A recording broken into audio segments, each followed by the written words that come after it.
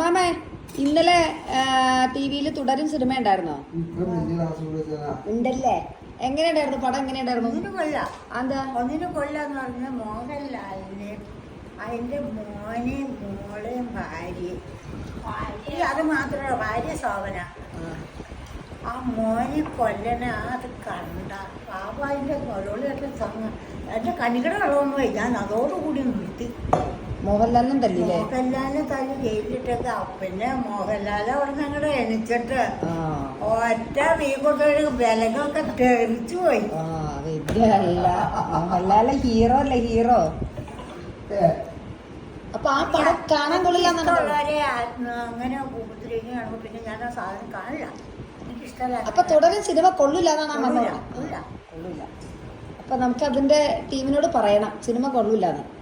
കൊള്ളൂലെന്ന് പറഞ്ഞാൽ ഇഷ്ടമുള്ള എനിക്ക് വലിയ ഇഷ്ടമല്ലാന്ന് ഞാൻ പറഞ്ഞോളൂ കേട്ടോ.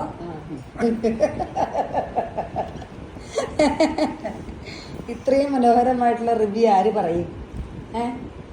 അശ്വന്ത് കോക്ക് പറയോ? അതാണ്. എന്ന് പറഞ്ഞാൽ എനിക്കിഷ്ടമില്ല. ചിലർക്ക് എനിക്ക് ഈ ഇടിയും കൊല്ലിയും വിട്ടുകൊടുത്തു. അപ്പൊ മോഹൻലാല് ആ വില്ലനെ തല്ലിക്കൊന്നല്ലോ. അതെനിക്കിഷ്ടമായി. അന്ന് അയാളെ ചെയ്ത അതിക്രമം അയാൾക്ക് അത് കിട്ടണം. ആണല്ലേ? മോഹൻലാലിനെ ആരും തല്ലാൻ പാടില്ല. മോഹൻലാലിന് തല്ലോ സിനിമയെ തല്ലൊക്കെ ഉണ്ടാവില്ല. പക്ഷെ അങ്ങനെ ഇങ്ങനെ തല്ലാൻ പാടില്ല. ചെയ്യരുത്. അപ്പൊ മോഹൻലാലിനെ തല്ലി കഴിപ്പ് ഇയാള് മോഹൻലാല് മറ്റാളെ തല്ലി കൊന്നല്ലോ. കൊന്നില്ലല്ലോ. കൊന്നില്ല. മരിച്ചോന്ന് എനിക്കറിയില്ല. മോനെ കൊന്നിട്ട് എന്തായാലും മോഹൻലാലിന്റെ കാറിന്റെ അടുക്കി തീ പിടിക്കണ്ടായിരിക്കില്ലേ? അപ്പൊ എന്തായാലും പടം മുഴുവൻ കാണുകയും ചെയ്ത് കൊള്ളില്ല. കണ്ടില്ല.